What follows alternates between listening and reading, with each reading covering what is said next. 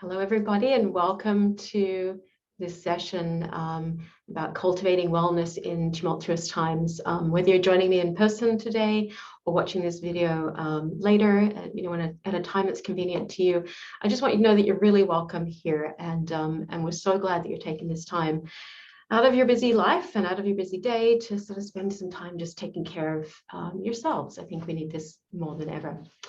My name is Gemma Fraser, and I am a counselor and learning strategist at Royal Roads University. And I am so thankful every day that I get to come to our beautiful campus, which rests upon the lands of the Lekwungen and Kasepsin First Nations families who were here a long, long time before us. I think especially having spent so much time off campus during the pandemic, I have a real newfound appreciation, even deeper appreciation for the beauty of this place. As I'm looking out the window, I saw some peacocks just before wandering around, and just a lush forest and garden. And yeah, it's just really beautiful to be here. So I hope that you can just pause for a moment, and likewise just find us a quiet moment just to reflect and appreciate where we're at in this world.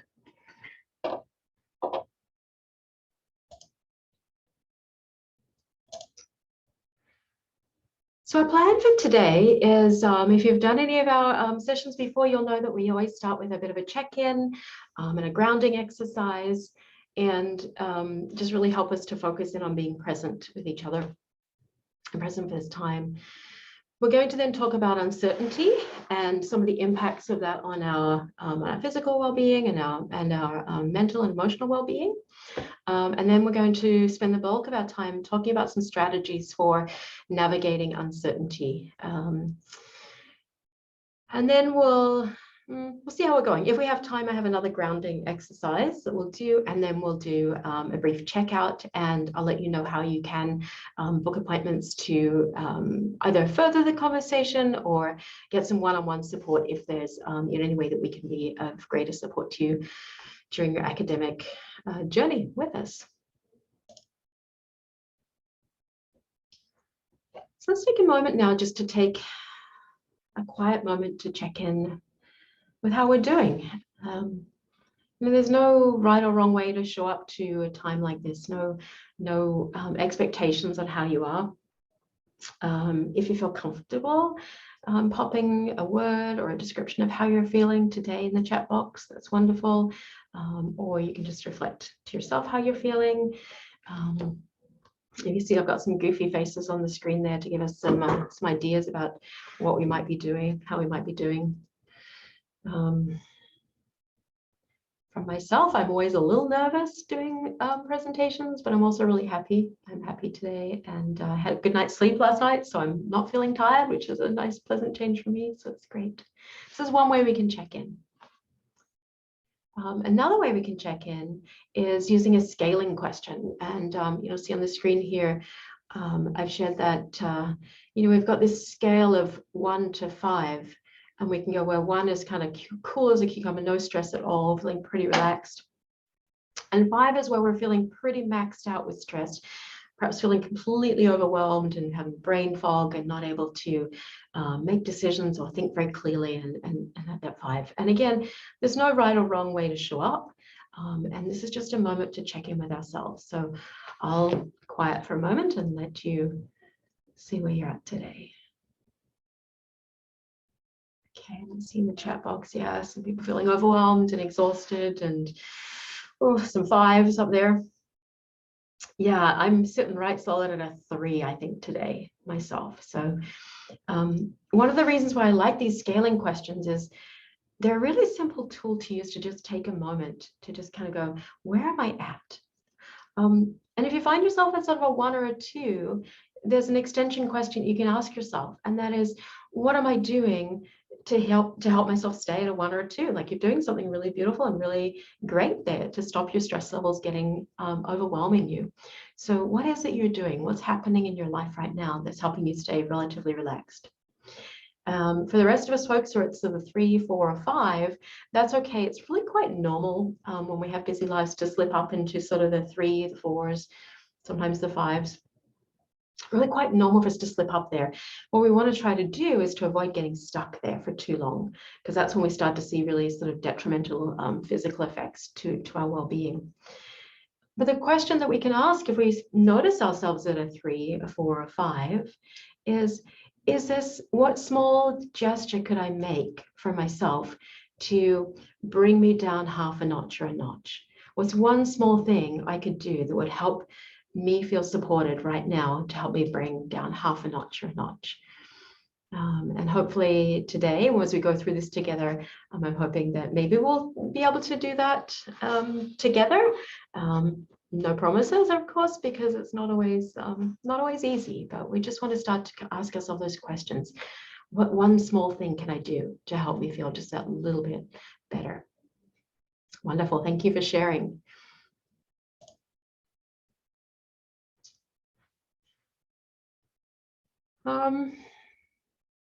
I'm going to lead us through a grounding exercise, just some gentle belly breathing. Some of you may already be really familiar with this. Certainly if you've had any sort of yoga practice or meditation practice, this will be really quite familiar to you. For others, it might be something that you're not familiar with. For many people, this is really, it's a nice way of just starting to work on bringing us down a notch or two in our stress levels. Again, it doesn't always work immediately. With any of these grounding exercises, the more we practice and the more regular our practice is, the more beneficial they are and the more quickly we can tap into them as a tool that works for us. And for some people, they don't work at all, and that's okay too. So we're just playing around with these things to see what works for us. But if it's something that doesn't work the first time for you, I would really encourage you to give it another go. Give it a go every day, 2 or 3 times for a day for a week, and see if you can start to attune to this as a grounding exercise. Okay, so that's my preamble. I'm gonna just start to focus here, and I invite you to, if you can, do this along with me. Just invite you to find a comfortable seated position or standing position, wherever you are in this moment. And we're just going to slowly start to slow things down. I invite you, if you feel comfortable, to maybe soften your gaze or close your eyes. And we're just going to start to notice our breath, wherever it is today. No judgments. Just paying attention to where it is, this beautiful breath that serves us every moment of every day. Maybe we wiggle our shoulders a little bit and see if we can get a little more relaxed and drop our shoulders. Just give a nod our head a little bit, just gently, yes. Maybe shake our head just a little bit, gently, no. And then return to stillness and our breath. My breath is right here in my chest. Oof, a little tension. We're going to work towards deepening our breath. I invite you, if you feel comfortable, just resting a hand gently on your belly. See if we can deepen our breath and lengthen our breath. Start to feel our hand rise and fall gently as we breathe in and we breathe out.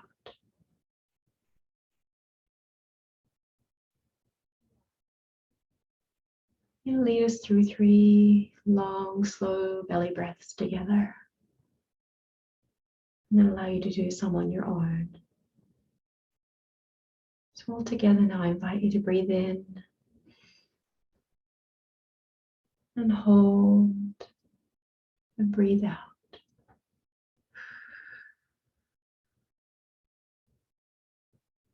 And breathe in and hold and breathe out.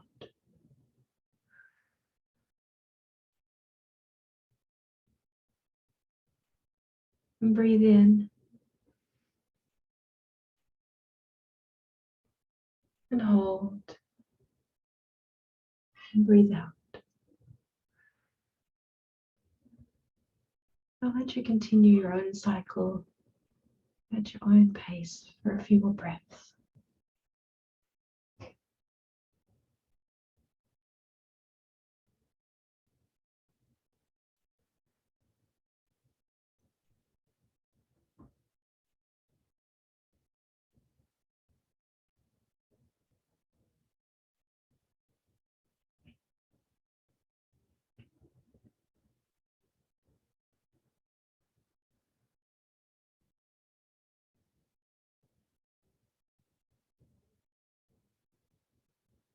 Maybe just take one more big, beautiful breath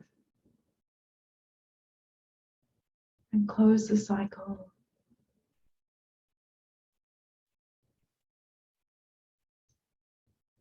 And then slowly allow your breath to return to normal.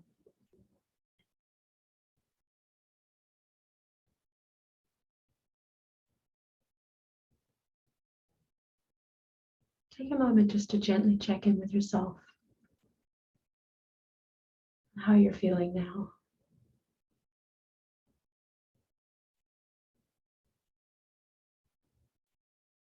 Or opening your eyes and joining me back. We'll begin the session again when you're ready. And thank you for allowing me that moment, that quiet moment. It seems to be so rare in our lives. Just have a quiet moment. We can just gently be with our breath. We offer that as a tool that's right at our disposal. As I said before, the more we practice it, the more we get used to using it. I can feel my voice has dropped, and my whole, I'm feeling a little calmer. So I might have to actually get myself a bit more energized to not go too slowly through this. But thank you for that. I practice this quite a bit, so it's nice when I feel that at work.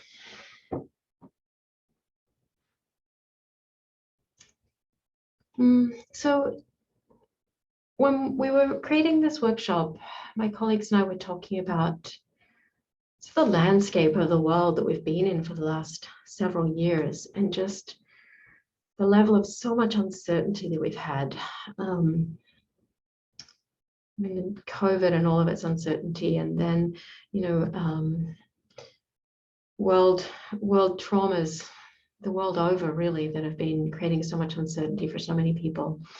And we really wanted to just create a space where we could acknowledge that, and then maybe think about some ways that we can help navigate this, knowing that sometimes uncertainty really has the effect of making us feel really helpless or hopeless.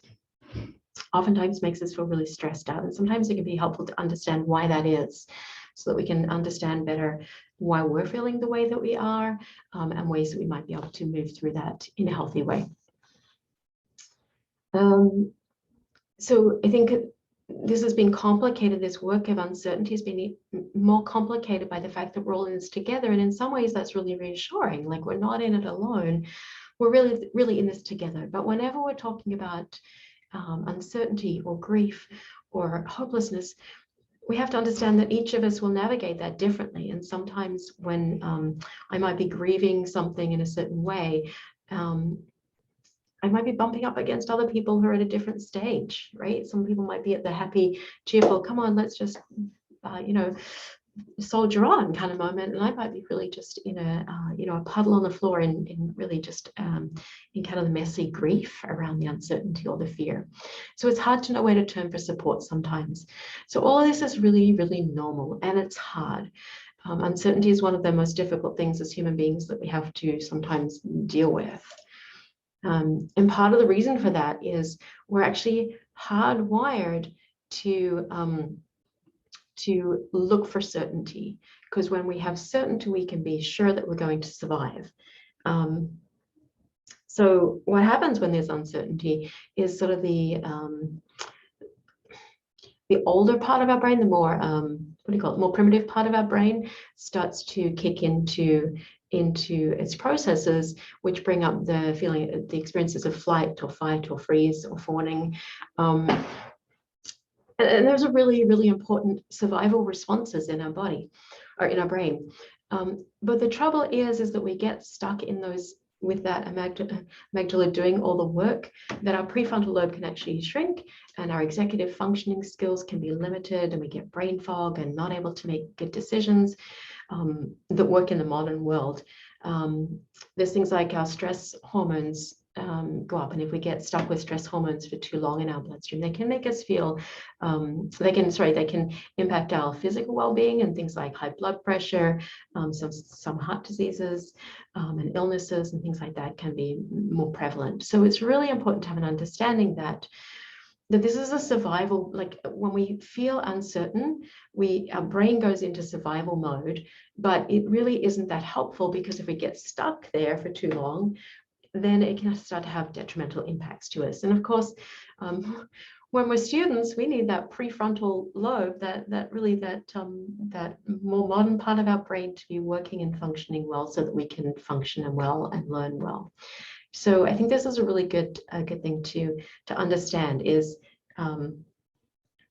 anxiety responses and stress responses are our brain's way of trying to protect us. It's just that oftentimes it's doing it in a way that's really not that helpful for modern experience.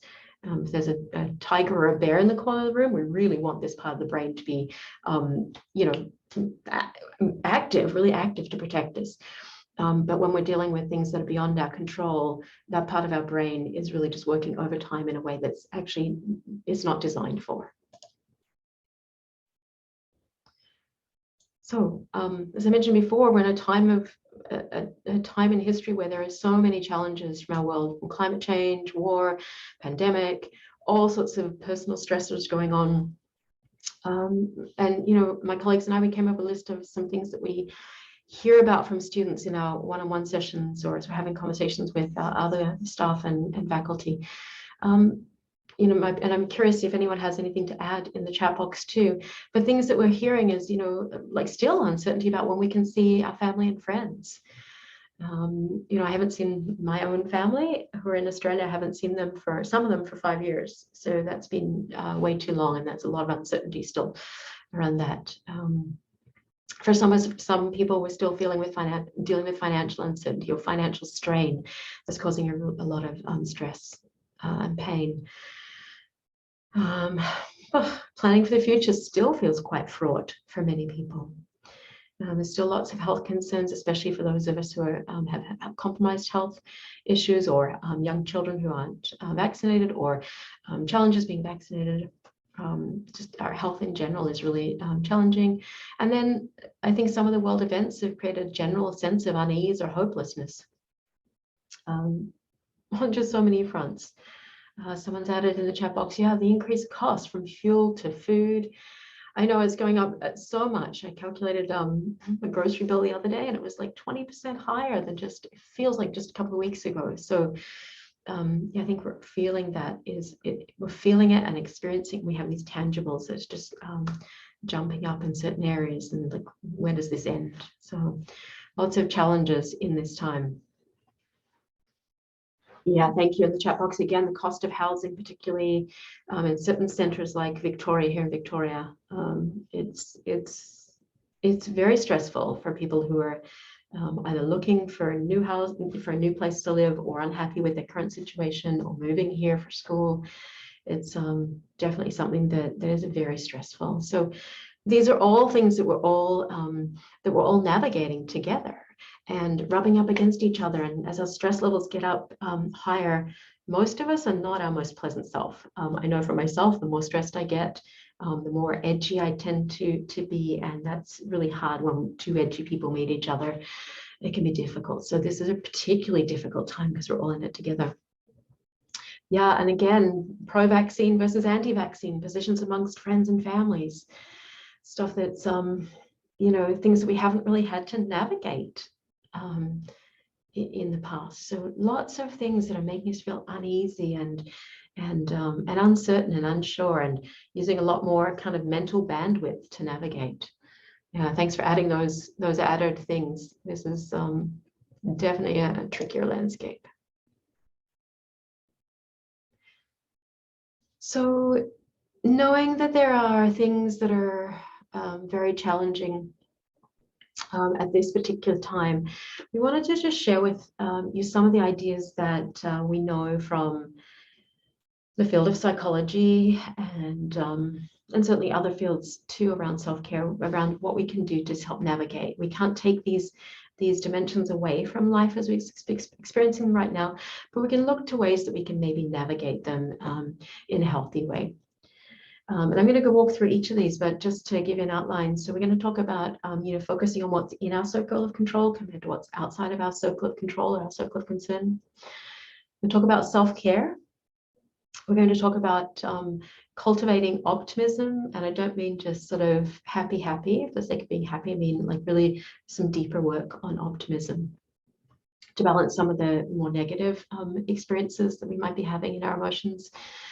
And we're going to talk again about gratitude, practicing gratitude and compassion, and then creating space to express and process our emotions. And I love the fact that you've shown up today to create this space, or whether you're watching this video or showed up live, because I think this is where it starts, right? We need to create spaces, more spaces, to be able to express and process our emotions in a safe space where it's okay not to be okay. And then we put ourselves together and we go on with the rest of our day. But I think it's really important to create those intentional spaces, and then know that we close them and move on, and then we create them again. So really appreciate you spending this time with me today to do this, to do this work together.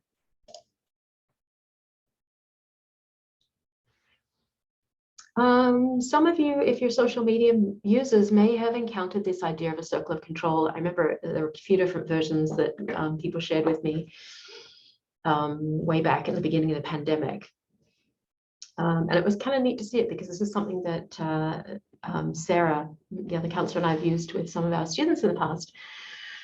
We certainly didn't come up with it. It has quite a long history, but this is a really fairly easy exercise that you can do either when you're feeling stressed or beforehand, as a sort of a tool to refer to when you're feeling stressed. And it's really simple. You just grab a piece of paper and you, in the middle of the paper, draw a big circle. You can write your name and then start to list off the things that are within your control.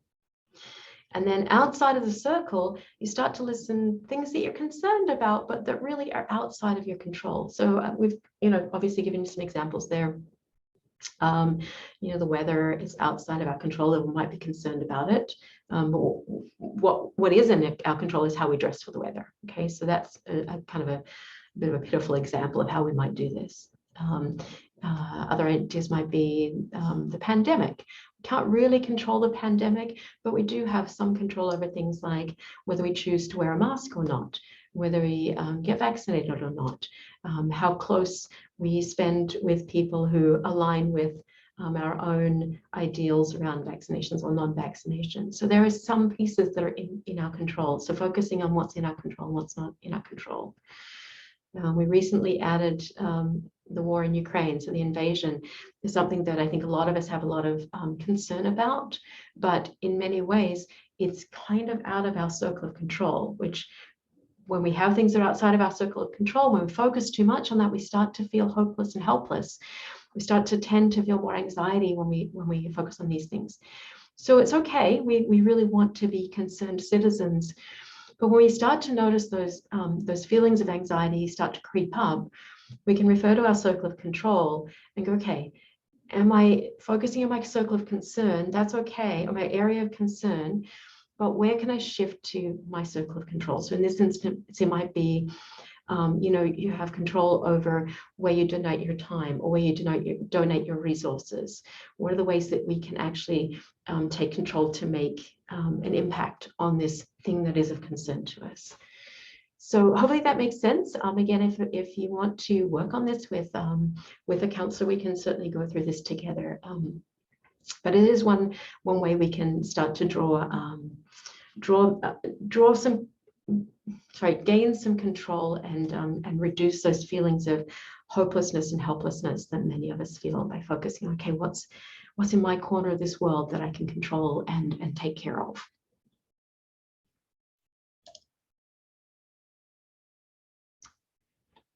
Second idea that I wanted to share with you. This is always an interesting one, because self-care, the whole concept of self-care has kind of been, I don't know, in some ways it's kind of been beaten up and over talked about, and it sort of sometimes feels really trite, and sometimes feels like, yeah, that's a great idea, but I don't have time for that. And I loved this quote about self-care, because I think this really starts to tap into what us as counselors are really truly talking about when we talk about self-care. So true self-care is not about salt baths and chocolate cake, although it might include those things. But it's not about those things. It's about making the choice to build a life that you don't need to regularly escape from. So making the choice to build a life you don't need to regularly escape from. So we think about self-care in that way. I think it really does shift it to a deeper level, and perhaps something that needs more time and more reflection on around what would really serve us well as an individual, what would really serve us well, so that we're taking care of our well-being, so that we don't feel like we need to just run away or hide or find ourselves spiraling into depression or anxiety symptoms because we're just, we're stuck in this way of being. I don't mean to imply that we can create a perfect world by doing this, but I do think it's a really nice thing to aim towards, something lovely that we can kind of start to prime ourselves for, is what is it we can do to serve ourselves, creating a more beautiful life and day for us to operate from. And some of the ways, the areas we might be able to start to think about this idea of self-care are where we can think about as the foundations of resilience. So we can think about our relationships. Are we spending some time with the people that we really care about? Are we fostering some meaningful relationships? If we find ourselves with not too many people in our sphere, what are some ways that we could maybe tend to this pillar of our resilience? What are we doing? Where are some pieces that we could maybe take care of our relationships? So they're relationships that we really value, but we haven't made time for it. Can we pick up the phone and have a chat with someone that's important to us a little more often? We've got a healthy mindset. So what are the thoughts that we're using? Are we taking a moment to check in with any of those automatic thoughts that maybe are not that healthy or helpful? I'm going to talk a little bit more about that later, as one of the pieces for navigating uncertainty. But do we take some time just to slow our thoughts down and check on it? Is it a healthy, helpful thought that we're using right now, or is it something that's really unhealthy and more destructive? So where's our mindset? What are our thought patterns doing? Physical health and energy. I always kind of think I sound like someone's mom or grandma or something when I talk about this, but this is another area. There really is it's for most of us, this is where we can start with self-care. It's probably the easiest one in some ways, and yet the hardest one in some ways. But what we mean by physical health and energy is, like, are we allowing ourselves to get sufficient sleep? Are we making sure that we're nourishing our bodies with healthy food and enough water in the day? Are we taking some time, even just small amounts of time, to move our bodies rather than getting stuck in our chairs and in front of our screens? Are we taking time to stretch? Are we taking time to look out the window or step outside our door, right? So any of those health and physical health and energy pieces can be used to build our self-care. And then we have a sense of purpose. Are we reflecting on what is it that we have to get us up each day? Have we found a sense of purpose? Do we need to spread ourselves a little bit further to find a sense of purpose by volunteering or helping someone out who might be in need, or reconnecting with our spiritual sense by going to church? So the sense of purpose looks different for everybody, but just taking a moment to check in with that.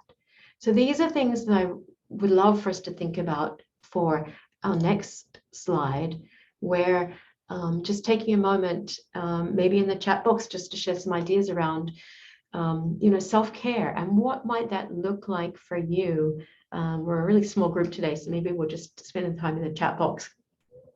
But thinking about what might it look like for you? What area of self-care is maybe lacking a little bit that you could commit to, I don't know, just give a little TLC to. I'm gonna take a sip of my tea and give you a moment to think about that. Maybe join in.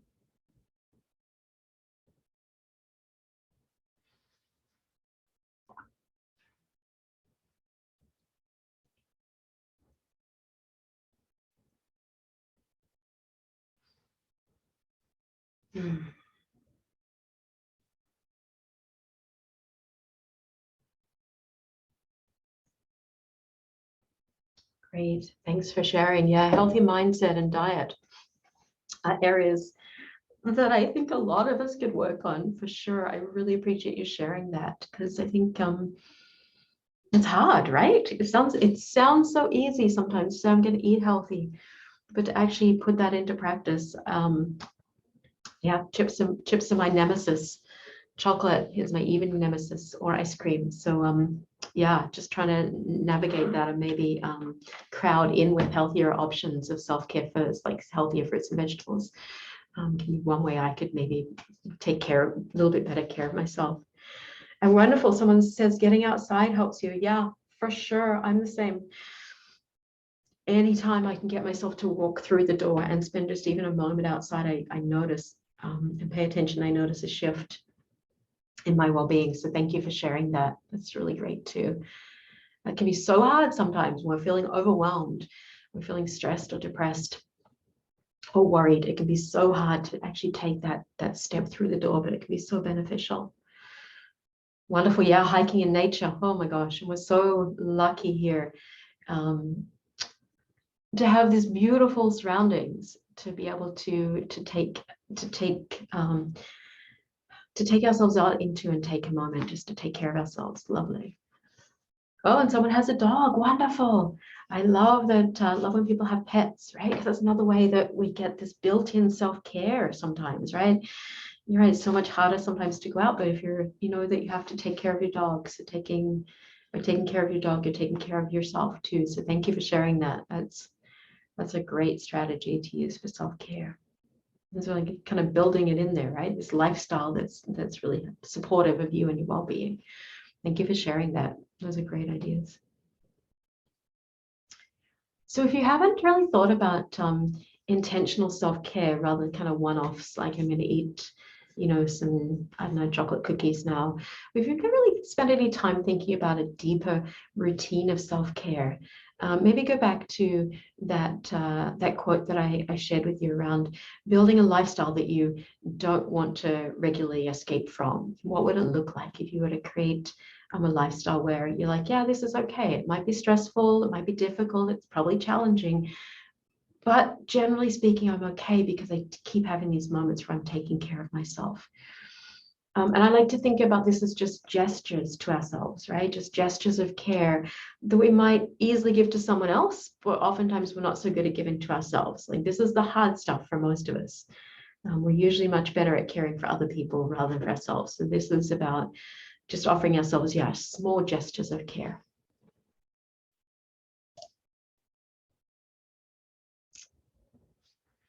I know someone here said this idea of the mindset. It can be really, really challenging for many of us.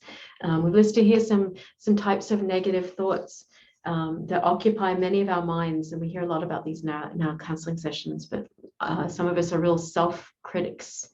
We're kind of mean to ourselves more than we would ever be to someone else. Some of us are just really self-doubt, have sort of imposter syndrome creep in different ways. We can have day-to-day worries or concerns about the past, things we said or did in the past, or we might be anxious about the future. And oftentimes we don't really feel like anxiety is like that. It's usually about the past or the future. We can get ourselves to be really, truly present in the moment. Most of us find there's not really anxiety there, but it's usually future oriented or past focused. So these are some of the negative thought patterns that often happen, and they're normal, but they really, in times of uncertainty, tend to not be that helpful. So the thing with these negative thoughts is we're actually hardwired for them to focus on them. And in fact, it takes longer for us to, if we have too many negative thoughts or negative inputs, it takes longer for us to come back down to sort of our baseline than if we have a whole bunch of positive thoughts that we come back down. We kind of come down off the happy quicker than we come back up from the negative. Makes sense. So we're hardwired for these negative things because, again, remember, our brains are designed to protect us and take care of us. So we're always kind of vaguely on the lookout for things that might go wrong, but that can be really exhausting. So we have to just give our brains a chance to maybe shift and find some ways to kind of infuse it with some optimism, especially when we're in times of uncertainty. Just checking over in my chat box. Oh my gosh, okay. Someone has mentioned here they haven't had a day off in years. Oh my gosh, wow. Yeah, I think some days off would be just a beautiful, beautiful way to give yourself some self-care and really start to think about how you might do that so that it's guilt-free.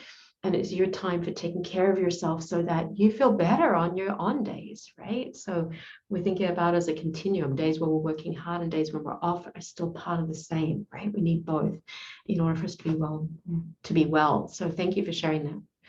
That's a great example of self-care, a self-care idea. So remember I talked about it's easier, we return sort of to normal more quickly from the negatives. It takes us longer to come down from down from the negatives. Yeah, if you pop your email address in the chat box, I will record that. I'll send you the email recording, the session recording too, if you like. Thank you for joining in today. Appreciate it. So we need at least three positive sentiments or emotions for every negative that we come across to find balance and to help us flourish. Okay, so 3, that's a lot. And I'll give you an example of where this comes into play. Just recently for me, I started my day with a conversation about some of the news events that are happening in the world, and with my partner. And I was like noticing myself feeling a little off, a little agitated, a little kind of helpless to make any changes on these bigger fronts. I was like, oh wow, that's not so good. Anyway, I remember that I was doing this workshop today, and I remembered this particular slide. I'm like, right, I need at least 3 positive sentiments to try to balance that. And it took a lot of effort. It really did, to kind of shift that focus. But it was worth it because I did find myself coming into a more balanced kind of a mindset and emotional kind of place. So I share that example with you to know that this is something that we all have to practice and we all have to work on. And the good thing is that we can practice it, and the more we practice it, the easier it gets. But like with any new skill, when we're beginning to practice these things, it can feel really, it can feel a bit fake, it can feel really difficult, it can feel trite. But the more we practice it, the more benefit we get from it. And that's not to say we're looking for just like a fake positive all the time. That's not what we're talking about here, but we're just really looking to help to balance the positives, because we know that our brain is hardwired for the negatives. So we just want to try to create a little bit more of a balanced approach, especially when we're feeling overwhelmed.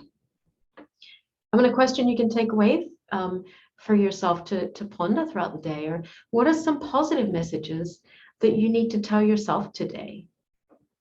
What are some positive messages you need to tell yourself today? So especially if you're like me and you started the day with some reading the news and conversations around the news, really important to just make sure you infuse that with some positive messages throughout the day.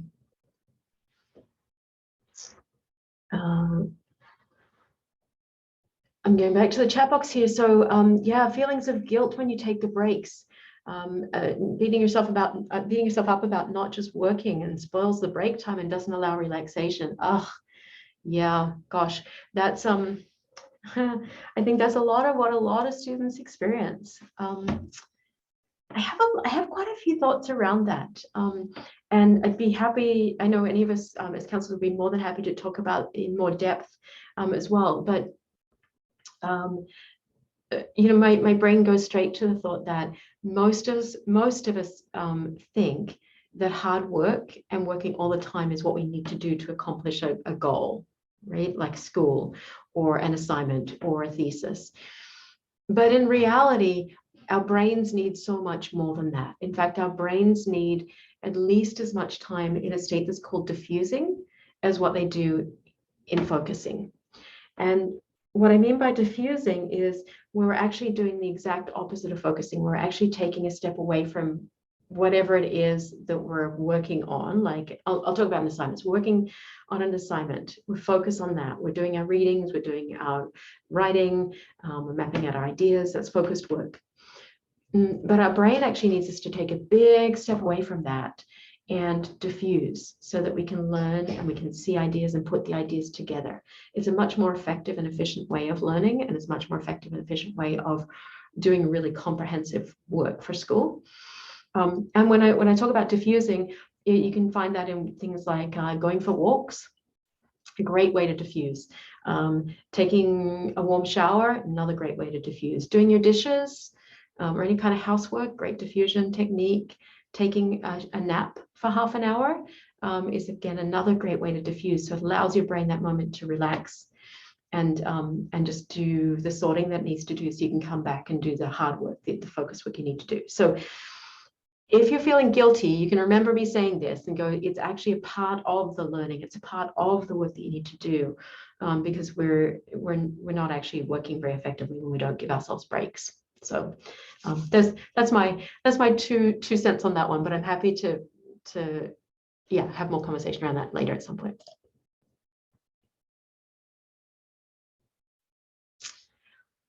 Some other ideas around how we might be able to navigate negative thoughts. Sometimes we can use different ways to kind of unhook ourselves or create distance from our thoughts. Sometimes when we get negative, we get really invested in them. We get really so consumed by negative thoughts. So we can do things like trying to unhook. We can use things like using humor, or imagining ourselves zooming out from this thought, or imagining ourselves just like the thoughts floating by us.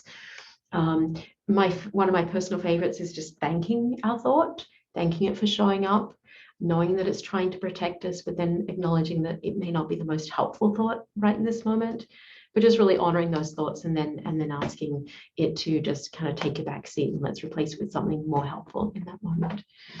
And then showing ourselves self-compassion. This stuff is hard, especially if we've had years worth of practicing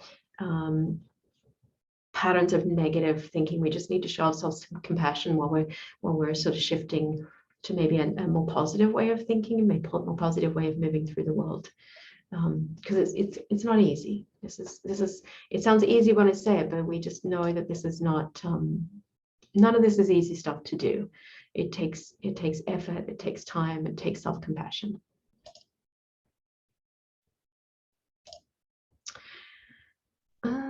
Okay, so the next thing that we wanted to talk about in terms of navigating uncertainty, we can start to double down on some things that tend to feel really good for human beings. And both these ideas are gratitude and compassion. And if you don't already have a gratitude practice that you're incorporating into your day or your week, we've just got some ideas that you might like to try. So some people like to journal. There's a lot of science, good science around doing the what went well exercise. So writing it down or talking it with a friend or family member about reflecting on your day and finding 3 things that went well in the day and giving it as much detail about what it was, why it was, and how it made you feel. That can be a really, really powerful exercise for helping us navigate uncertain times. Some people use a gratitude jar, which I think is a really neat idea, just writing things down and popping it in there. And then at some point in the future, if you're having a day or just need a little boost, just pulling something out and having that memory that sparked for us around what you're thankful for can be really just nice. Writing a thank you note. Maybe there's someone in your life who you haven't thanked properly. This can be such a beautiful and powerful experience for not just you as you're writing your expression of thanks, but for the receiver on the other end of it. It makes everybody's day when we hear thank you. And if you take that extra moment to write a note, mail it or email it, it just makes us all feel so much more warmer and fuzzier and happier. So that's good. And then we talked about, saying it out loud, checking with a friend. And then last point there, incorporating with an activity. If you're new to creating a gratitude practice, or you're wanting to shift any kind of create new patterns for anything, it's always a great idea to try to anchor it onto an existing something that you already do routinely. So brushing your teeth is a great one. So because most of us tend to do that at the same time in the same way every single day. So think about brushing your teeth and expressing some gratitude at the same time. You're more likely to do that consistently. So that's some ideas for gratitude. And we've got some ideas for practicing compassion. I know a little bit like self-care, when it comes to compassion, most of us are much better at doing this outwardly for other people than what we are expressing it to ourselves.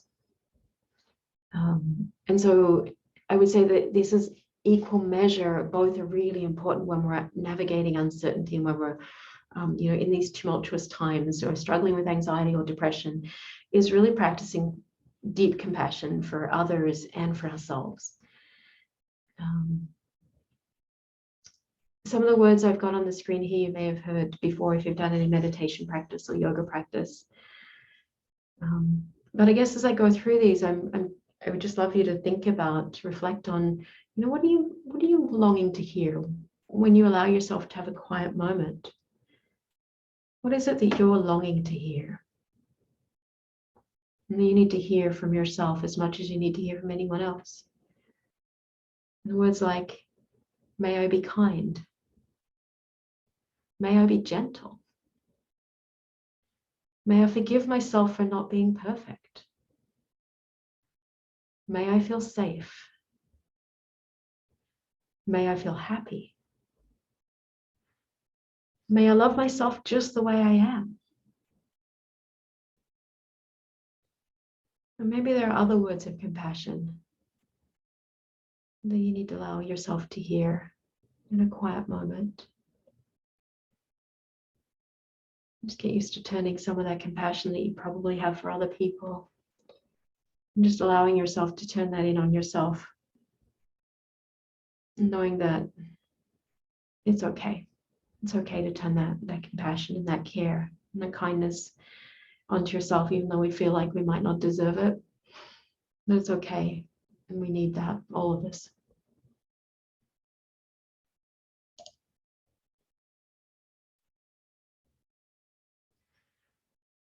So, drawing towards the end of our time together, we've covered quite a lot of territory, and I hope there's something for you to take away and think about, or maybe incorporate into your routine or the way that you move through the days, move through your world. I want to again thank you for creating some space in your time and sharing this time with me, where we have a space to express and process some of our emotions. And some of the things that we talked about today are, a reminder that we can benefit from focusing on the things that are within our circle of control, knowing that our circle of concern is much larger than that.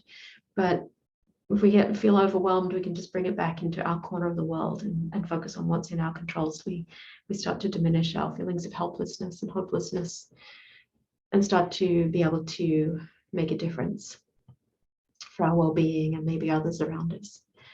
And we talked about the practice of self-care and just the vital importance of setting a routine that supports us in that. We also talked about the way that we think and, priming ourselves for a little bit more optimistic thinking, detaching ourselves a little bit from those negative, persistent negative thoughts that oftentimes creep in and become such a habit. And then finally, we spent some time talking about gratitude and compassion and the importance of expressing those not just to others, but also to ourselves.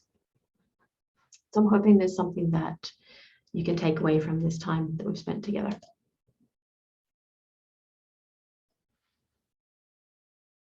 A little more. I think we have a few more minutes together. So I'm going to lead us through one more grounding exercise that builds on our earlier work of belly breathing. And this one is just called 3. I'll do 3 or 5 green things.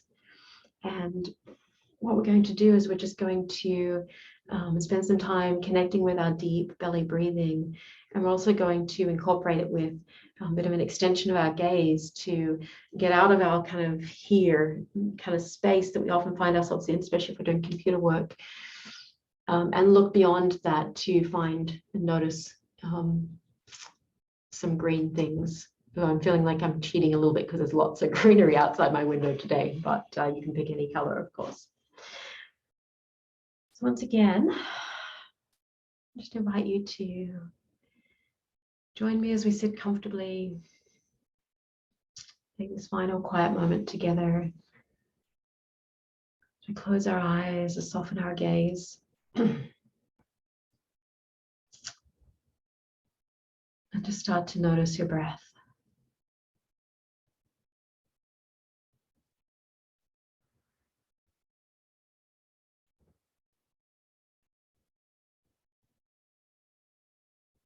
Now as we start to deepen our breath, feel a hand rise under our belly and fall as we breathe out. And find a rhythm that works for you. As I open my eyes, as I breathe in, I'm looking for extending my gaze outside my window. And I notice the beautiful tree right outside my window, just gently blowing in the breeze. And breathe out. As I breathe in, I shift my gaze. And I notice this lovely picture on the wall that a client painted for me. One of my students painted it. It's got a beautiful picture with some green on it. And I breathe out. As I breathe in, I'm going to turn further around and I notice some green books on my bookshelf. Something I really appreciate. And breathe out. One more, I breathe in. And just to the left of my desk, I see my plant that I brought into the office to remind me of the greenery that's outside. And one more deep breath just to seal the practice. It's just a little exercise you can do anywhere where you're sitting if you feel yourself becoming stressed or tense or anxious. It's just extending your gaze. We practice some deep breathing just to start to notice something just a little bit beyond yourself. Sometimes that can have a really nice calming effect. And then, of course, just a reminder that it can be really helpful just to check in with yourself and how you're feeling now. And at any time, you can use this scaling level of 1 to 5 to check in on your stress levels. And just consider what one small thing can you do to bring you down half a notch or a notch. Is it just a few moments, just taking some deep breathing and focusing on your breath? Is it taking yourself outdoors just to have a moment in a green space? Is it phoning a friend? Is it eating something healthy? Is it something completely different that serves you well? It's going to be different for all of us. So just taking those moments to check in with yourself throughout the day. And finally, I wanted to introduce you to our team. There's myself, Gemma, and then my colleagues, my wonderful colleagues, Sarah Chattleborough, Samantha Etzel, who is our counselor for Indigenous students, and Rachel Athy, who was a practicum student with us and who has now graduated as a counselor and is working on a small contract with us. And we also have Frances Kinlock, who was, again, another practicum student who's also has some contract work with us as a counselor. You can check in with us for any supports around anything to do with sort of emotions or psychological sort of well-being. We also help students with learning strategies to help sort of how to be an effective and efficient learner too. So you can check in with us, book appointments. The easiest way to do that is to book an appointment is to go onto the website, the Railroad's website. So just Counselling. And you can book appointments right there on the website. So we're meeting people in person on campus. We're in the library. We also connect by phone or on Zoom, whatever suits you. We're happy to connect with you, whichever format works. And we also, you can also email us to set up an appointment at counselling@royalroads.ca, or you can phone and leave a message and we'll phone you back to book an appointment. And we don't usually pick up straight away just because we are booked and connected with students. But all of us love the work that we do. We love connecting with students and supporting you to be successful. So just please don't be shy about reaching out and connecting with us if we can ever be of any support.